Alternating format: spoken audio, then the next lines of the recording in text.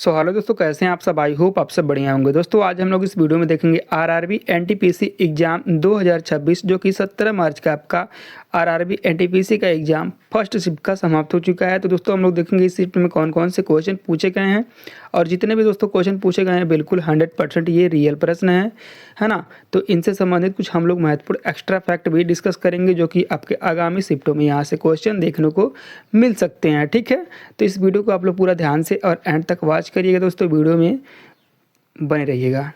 चलिए दोस्तों, आपका पहला क्वेश्चन पूछा गया था भारतीय वायु सेना का 93वां स्थापना दिवस जो कि 2025 मुख्य रूप से किस स्थान पर आयोजित किया गया था, वह स्थान आपको बताना है दोस्तों। वो स्थान आपका हिंडन एयर फोर्स स्टेशन था, है ना। ये गाजियाबाद में है। ठीक है, तो इस क्वेश्चन का राइट आंसर आपका ऑप्शन नंबर ए हो जाएगा दोस्तों इनसे संबंधित महत्वपूर्ण एक्स्ट्रा फैक्ट आपको ध्यान में क्या क्या रखना है।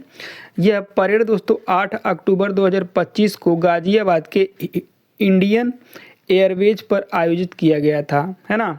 इसकी इस वर्ष की थीम दोस्तों क्या थी, तो दोस्तों अचूक, अवैध व सटीक इसकी थीम थी। तो इसकी थीम भी आपको ध्यान में रखना है। इसका आयोजन दोस्तों, इस आयोजन में दोस्तों ऑपरेशन सिंदूर के नायकों को सम्मानित किया गया था। इसका विषय क्या था, तो दोस्तों ऑपरेशन सिंदूर के नायकों को सम्मानित किया गया था। ठीक है दोस्तों, अगला क्वेश्चन आपसे पूछा गया था 2001 से 2011 के दौरान भारत के किस राज्य में नकारात्मक जनसंख्या वृद्धि दर्ज की गई है ना। तो दोस्तों ये आपके कौन से राज्य की गई, तो नागालैंड की गई है। इस क्वेश्चन का राइट आंसर आपका ऑप्शन नंबर बी हो जाएगा, है ना। नकारात्मक जनसंख्या वृद्धि दर्ज नागालैंड की है। ठीक है दोस्तों, नेशनल डिकोडेल ग्रोथ दोस्तों आपका 2001 से 2011 तक में कितना है, ये आपका 17.64% है ना। 17.64% है। और हाईएस्ट ग्रोथ स्टेट यानी कि मेघालय में दोस्तों यही है और इसकी दोस्तों 27.8% है। ठीक है, हाईएस्ट ग्रोथ यानी कि यूनियन टेरेटरी में दोस्तों ये आपका दादर एंड नगर हवेली में दोस्तों ये 55.5% है। तो ये फैक्ट आपको ध्यान में रखना है क्योंकि आपके आगामी शिफ्ट में यहाँ से क्वेश्चन बन सकते हैं। ठीक है दोस्तों, अगला क्वेश्चन आपसे पूछा गया था स्वराज मेरा जन्म सिद्ध अधिकार है और मैं इसे लेकर रहूँगा, यह प्रसिद्ध नारा किसने दिया था। तो दोस्तों ये आपके बाल गंगाधर तिलक जी ने दिया था। इस क्वेश्चन का राइट आंसर आपका ऑप्शन नंबर सी हो जाएगा दोस्तों। यह नारा भारतीय में स्वतंत्रता के प्रति जागरूकता और जोश जगाने के लिए किया गया था। ठीक है, जिसे इन्होंने 1916 के होम रूल लीग आंदोलन के दौरान इसे बनाया था यह नारा। ठीक है, तो ये फैक्ट भी आपको ध्यान में रखना है। अगला क्वेश्चन दोस्तों आपसे पूछा गया था 1857 के विद्रोह के बाद अंग्रेजों ने किस मुगल सम्राट को रंगून निर्वाचित किया था। तो दोस्तों ये आपके बहादुर शाह जफर। इस क्वेश्चन का राइट आंसर आपका ऑप्शन नंबर डी हो जाएगा, बहादुर शाह जफर। अगला दोस्तों क्वेश्चन आपसे पूछा गया था राज तरंगिणी की रचना किसके द्वारा की गई थी, है ना, और यह किस क्षेत्र का इतिहास बताता है। तो दोस्तों ये आपका ये किस क्षेत्र का इतिहास बताता है, ये आपका कश्मीर का बताता है। ठीक है, और ये दोस्तों किसके द्वारा लिखी गई है राज तरंगिणी पुस्तक, तो दोस्तों ये आपके कलहड़ के द्वारा लिखी गई है। ठीक है, कलहड़ किसके द्वारा, कलहड़ के द्वारा लिखी गई है। ठीक है दोस्तों, पुस्तक तो थोड़ा हम लोग एक नज़र में देख लेते हैं, है ना, क्योंकि ये कौटिल्य की कौन सी पुस्तक है, बाणभट्ट की कौन सी पुस्तक है, जयनायक की कौन सी पुस्तक है, ये सभी हम लोग देख लेते हैं क्योंकि ऑप्शन में आपके दिया है। तो हो सकता है आपके अगले शिफ्ट में क्वेश्चन इन्हीं से बन सकता है ऑथर में। ठीक है, तो चलिए दोस्तों हम लोग देख लेते हैं। तो चलिए दोस्तों अब हम लोग देखेंगे कुछ महत्वपूर्ण किताबें। ठीक है दोस्तों, रामायण के लेखक कौन है दोस्तों, ये वाल्मीकि जी हैं, है ना। और महाभारत के लेखक वेद व्यास जी हैं। ठीक है, ये सभी मोस्ट इम्पोर्टेंट है दोस्तों। अष्टाध्यायी के लेखक पाणिनि जी हैं, है ना। अर्थशास्त्र के लेखक चाणक्य हैं। ये प्रसिद्ध पुस्तकें हैं, सभी की सभी प्रसिद्ध पुस्तकें हैं दोस्तों, ये आपको ध्यान में ही रखना है। ठीक है, कथाचरित सागर दोस्तों ये किसने लिखा है, दोस्तों ये सोमदेव ने लिखा है। ठीक है, रावण वध किसने लिखा है, दोस्तों ये भट्टी ने लिखा है ना। 10 कुमार चरित किसने लिखा है, ये दंडी ने लिखा है। कादम्बरी किसने लिखा है, दोस्तों ये बाणभट्ट ने लिखा है। ठीक है, चलिए और हम लोग थोड़ा देख लेते हैं। ठीक है, चलिए दोस्तों ये महाभाष्य के लेखक कौन है दोस्तों? ये पतंजलि हैं, ठीक है। बुद्ध चरित्र के लेखक कौन है दोस्तों? ये आपके अश्वघोष हैं, है ना। सौंदरानंदन के लेखक कौन है दोस्तों? सौंदरानंद के लेखक कौन है दोस्तों? ये आपके अश्वघोष हैं, मोस्ट इंपॉर्टेंट। मेघदूत के लेखक कौन है? कालिदास, मोस्ट इंपॉर्टेंट, है ना। अभिज्ञान शकुंतलम के लेखक कौन है? ये भी कालिदास हैं, ठीक है ना। कुमार संभव के लेखक कौन है? ये भी दोस्तों कालिदास हैं, है ना। हर्षचरित के लेखक कौन है? बाणभट्ट है, हमने डिस्कस कर लिया है। और ये राज तरंगड़ी के लेखक दोस्तों कौन है? जो कि आपके क्वेश्चन तो यही था, ठीक है। तो ये कलहण है ना। गीत गोविंद के लेखक कौन है? तो जयदेव हैं। पृथ्वीराज विजय के लेखक कौन है? ये जयांक हैं, है ना। मृच्छकटिकम के लेखक कौन है? ये शूद्रक हैं। हर्ष नाटक के लेखक कौन है? हर्षवर्धन है, ठीक है। अगला आपका है रघुवंश के लेखक कौन है? तो दोस्तों ये आपके कालिदास हैं, है ना। नाट्य शास्त्र के लेखक कौन है? ये भरत मुनि हैं। पंचतंत्र के लेखक कौन है? विष्णु शर्मा हैं, है ना। ये दोस्तों मोस्ट इंपॉर्टेंट सभी बुकें हैं, इन्हें तो दोस्तों आपको ध्यान में रखना है, ठीक है। चलिए दोस्तों हम लोग अपने क्वेश्चन की तरफ बढ़ते हैं, ठीक है। चलिए दोस्तों अगला क्वेश्चन आपसे पूछा गया था, जल जीवन मिशन के तहत मार्च 2026 की रिपोर्ट के अनुसार भारत के लगभग कितने प्रतिशत ग्रामीण परिवारों को नल से जल का कनेक्शन प्रदान किया जा चुका है ना। तो दोस्तों ये आपके 82% है ना, 82% लोगों को ये जल प्रदान किया जा चुका है, ठीक है। तो इस क्वेश्चन का राइट आंसर आपका ऑप्शन नंबर बी हो जाएगा दोस्तों। अगला क्वेश्चन दोस्तों आपसे पूछा गया था, अगला क्वेश्चन देखने से पहले दोस्तों हम लोग देख लेते हैं। मार्च 2026 में जारी आधिकारिक आंकड़ों के अनुसार देश के लगभग 81.71% से 82% ग्रामीण परिवारों को नल से जल की आपूर्ति मिल रही है। जब यह मिशन 2019 में शुरू हुआ था तब यह आंकड़ा केवल 17% थी, ठीक है। तो ये अच्छी बात है, ठीक है। चलिए दोस्तों अगला क्वेश्चन आपका पूछा गया था, भारतीय संविधान का कौन सा अनुच्छेद दिल्ली को विशेष दर्जा प्रदान करता है? तो दोस्तों ये आपका आर्टिकल 239 है ना, आर्टिकल 239 डबल ए, यानी कि अनुच्छेद 239 डबल ए ये आपका ये दर्जा प्रदान करता है, ठीक है। और ये आपके ऑप्शंस में आपके ये से ऑप्शन दिए गए थे, लेकिन मैंने आपको ये लिख दिया है कि ये किससे किससे संबंधित है, क्योंकि ऑप्शन में आपके रख दिया गया है, तो हो सकता है अगले शिफ्टों में दोस्तों क्वेश्चन देखने को मिल सकता है, ठीक है। तो अनुच्छेद 239 सिर्फ क्या कहता है? तो दोस्तों ये केंद्र शासित प्रदेशों के प्रशासन से संबंधित है, तो ये आपको ध्यान में रखना है ना। अनुच्छेद 239 ये दोस्तों ये पुदुचेरी जैसे कुछ यूनियन टेरिटरी के लिए स्थानीय विधायिका बनाने की शक्ति देता है। कौन? अनुच्छेद 239 का ए, ठीक है।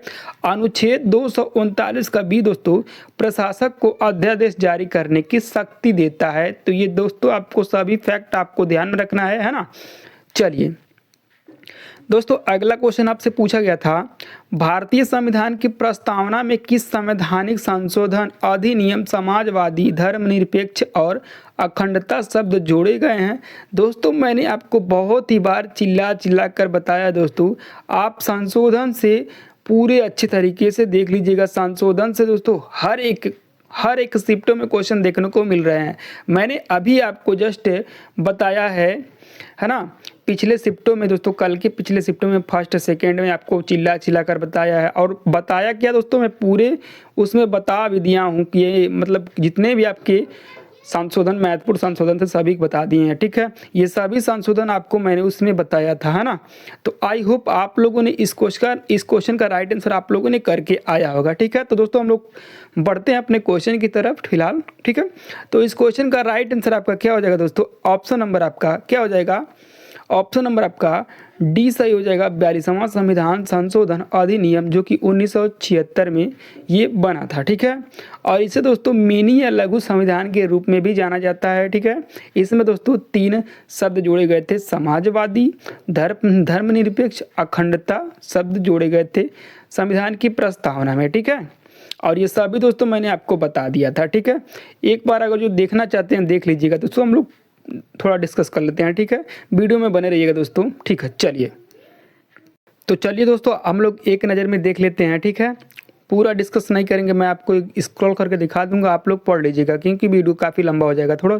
ठीक है, थोड़ा जल्दी में हम लोग देख लेते हैं। ठीक है, संविधान संशोधन का वर्णन दोस्तों अनुच्छेद 368 में तथा भाग 20 में वर्णित है। संविधान संशोधन का वर्णन दोस्तों दक्षिण अफ्रीका के संविधान से लिया गया है। मूल संविधान में दोस्तों 8 अनुसूची थी, बाद में 4 और संविधान संशोधन के माध्यम से जोड़ी गई। वर्तमान में आपके 22 अनुसूचियां भी है, ये भी आपको ध्यान रखना है। ठीक है, पहला संविधान दोस्तों मैं अनुसूची इसलिए बता रहा हूँ क्योंकि पहला संविधान संशोधन अनुसूची में हुआ था, इसलिए दोस्तों मैं आपको अनुसूची बता रहा हूँ। ठीक है, 1951 में दोस्तों पहला संविधान संशोधन हुआ था और ये 9वीं अनुसूची जोड़ी गई थी, है ना। और इसका विषय भूमि सुधार था, जो कि पहले दोस्तों मैं आपको मूल संविधान में बता दिया हूँ। 8 अनुसूची थी, तो यानी कि 4 जुड़ेंगी, है ना, तभी ना 12 होंगी। तो दोस्तों ये आपके 8 के बाद 9वीं अनुसूची यही जोड़ी गई थी संविधान संशोधन के माध्यम से। इसे दोस्तों मैं आपको बता रहा हूँ, ये मोस्ट इंपॉर्टेंट है, पहला संविधान संशोधन। ठीक है, चलिए दोस्तों, उसके बाद 10वीं अनुसूची जोड़ी गई थी और ये आपका 1985 में जोड़ी गई थी, ये 52वां संविधान संशोधन था। ठीक है, और 10वीं अनुसूची का विषय क्या था? दल बदल पर अंकुश लगाना। फिर उसके बाद 11वीं अनुसूची जोड़ी गई थी और ये आपका दोस्तों पंचायती राज व्यवस्था था। और ये कब जोड़ी गई थी? 1992 से लेकर 93 में, ये आपका 73वां संविधान संशोधन था। ठीक है, 1992 में, उसी साल दोस्तों 1992 से 93 में ही 74वां संविधान संशोधन आया, जो कि 12वीं अनुसूची जोड़ी गई और इसका विषय नगर पालिका का विषय था। ठीक है, तो ये सभी दोस्तों आपको ध्यान में रखना है। अगला आपका है 7वां संविधान संशोधन, जो कि 1956 में हुआ था। ये भाषाई आधार पर राज्यों का पुनर्गठन के लिए किया गया था ना। और ये राज्यों के 4 वर्गों में समाप्ति भाग क, भाग ख, भाग ग, भाग ग की गई थी और उनकी स्थान पर 14 राज्यों एवं 6 केंद्र शासित प्रदेशों को स्वीकृति दी गई थी। ठीक है दोस्तों, अगला आपका है 10वां संविधान संशोधन, जो कि 1961 में हुआ था। दादर नगर हवेली को भारत में शामिल करके केंद्र शासित प्रदेश का दर्जा दे दिया गया था। और 12वां संविधान संशोधन में दोस्तों 1962 में गोवा, दमन एवं दीव को भारत के केंद्र शासित प्रदेशों के रूप में शामिल कर लिया गया था।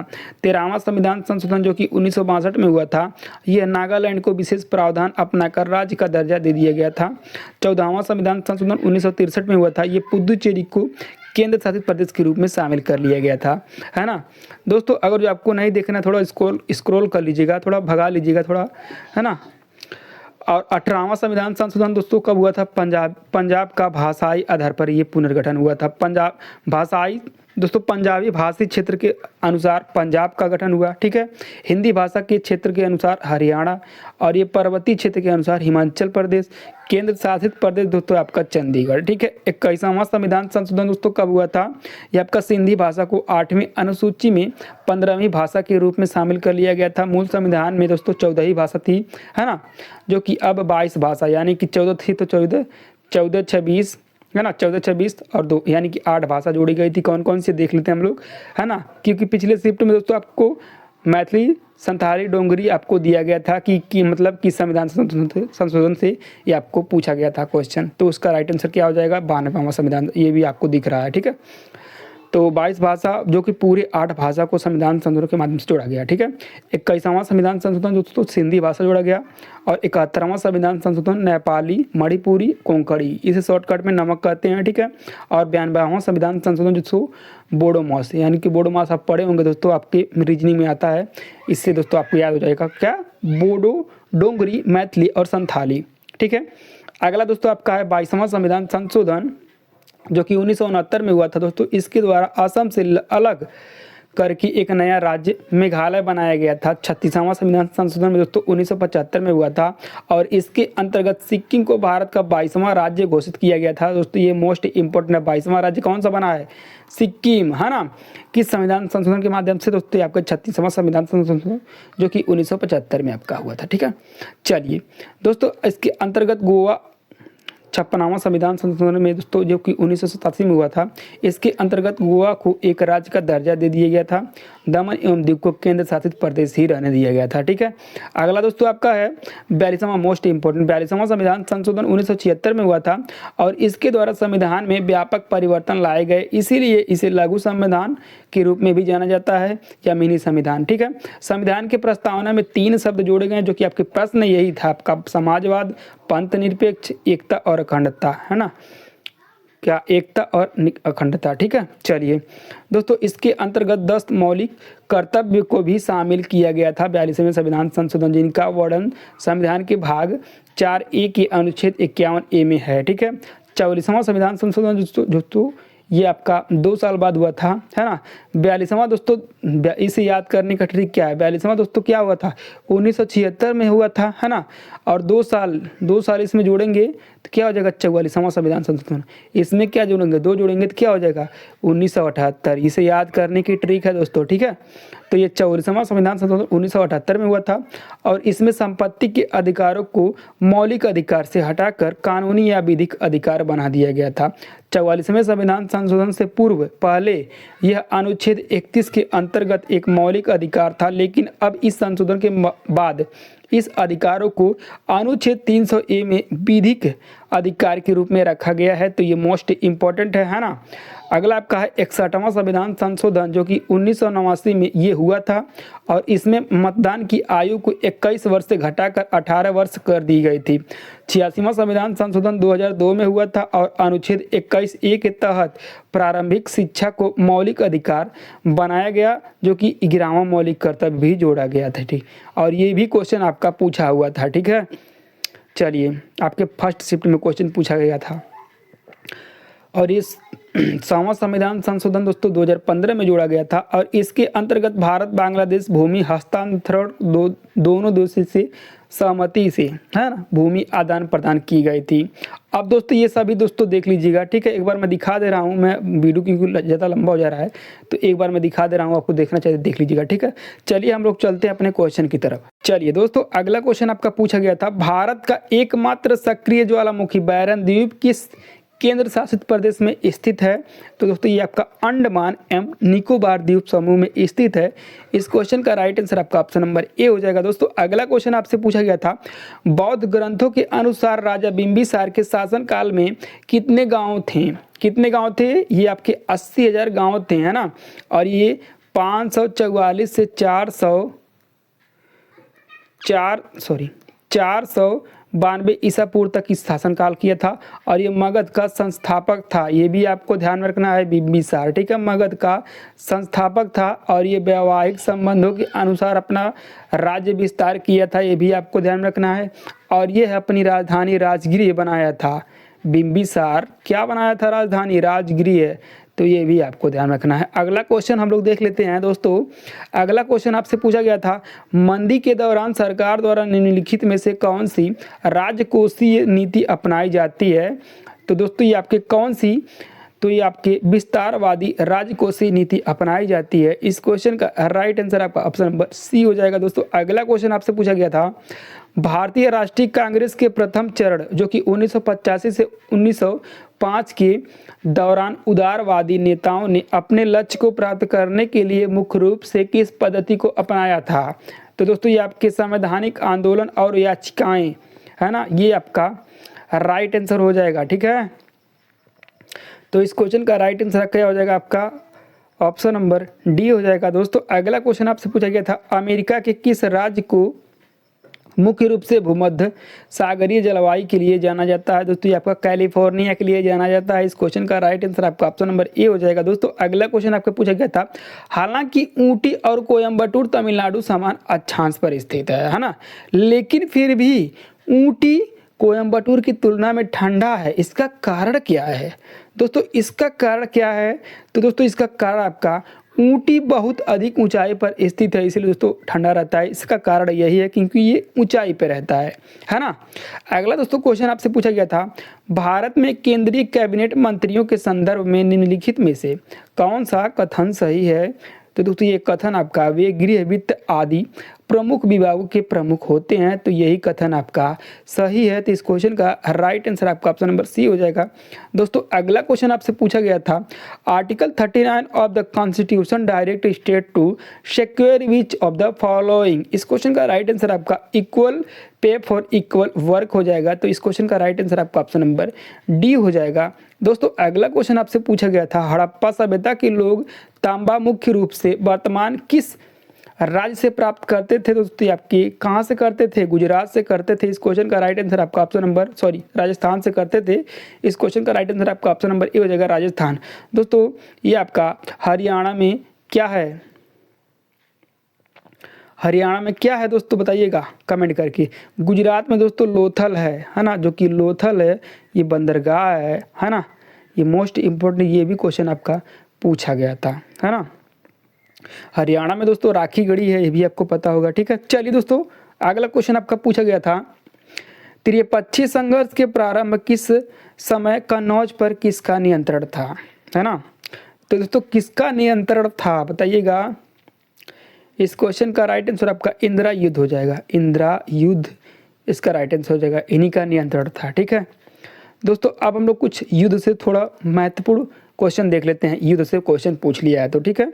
चलिए दोस्तों हम लोग थोड़ा देख लेते हैं एक बार, है ना, क्योंकि ये भी इम्पोर्टेंट है ना। तो दोस्तों 1526 में पानीपत का पहला युद्ध हुआ था बाबर और इब्राहिम लोदी के बीच। 1556 में पानीपत का दूसरा युद्ध हुआ था अकबर एवं हेमू के बीच। 1561 में पानीपत का तीसरा युद्ध हुआ था मराठा और अब्दालियों के बीच, है ना। 1757 में प्लासी का युद्ध हुआ था बंगाल में, अंग्रेजों की पहली बड़ी जीत हुई थी, ठीक है। तो ये मोस्ट इंपॉर्टेंट है। 1206 ईस्वी में गुलाम वंश की स्थापना हुई थी, किसने की थी, कुतुबुद्दीन ऐबक ने। लेकिन वास्तविक संस्थापक पूछा जाए गुलाम वंश का या ममलुक वंश का तो आपको इल्तुतमिश मारकर आना है। 1556 में अकबर का राज्य अभिषेक हुआ था, ये मुगल सम्राट तब बने थे दोस्तों, ये मोस्ट इंपॉर्टेंट है। 1582 में दीन ए इलाही धर्म की शुरुआत अकबर द्वारा की गई थी, है ना। 1498 में वास्को डिगामा भारत आया था, ये भी क्वेश्चन आपका अभी अभी पूछा गया था, ठीक है। और ये समुद्री मार्ग से आया था, समुद्री मार्ग की खोज की थी ना कि भारत की। और ये दोस्तों कालीकट यानी कि केरल के कालीकट में प्रवेश किया था भारत में, ठीक है। 1906 इसमें दोस्तों मुस्लिम लीग का गठन हुआ था। और ये कहाँ पे हुआ था, ढाका में। ढाका कहाँ पे दोस्तों, ये बांग्लादेश में, बांग्लादेश की राजधानी है ना। बांग्लादेश की मुद्रा क्या है दोस्तों, टका है ना। 1909 में दोस्तों मार्ले मिंटो सुधार आया था, है ना। ये दोस्तों मोस्ट इंपॉर्टेंट है। अब वीडियो ज़्यादा काफ़ी लंबा हो जा रहा है दोस्तों, इसीलिए मैं आपको स्क्रॉल कर दे रहा हूँ, आप लोग इसे देख लीजिएगा और इसे देख कर ही जाइएगा एग्जामों में, ठीक है। एक बार देख लीजिएगा प्लीज़, मैं आपसे रिक्वेस्ट कर रहा हूँ, ठीक है। देख लीजिएगा एक बार। ये कारगिल का युद्ध 1999 में हुआ था, ये सब मोस्ट इंपॉर्टेंट है, ये सब देख लीजिएगा, ठीक है। तो दोस्तों आई होप आपको ये मेरा वीडियो पसंद आया होगा दोस्तों। मिलते हैं नेक्स्ट वीडियो में, तब तक लिए जय हिंद जय भारत।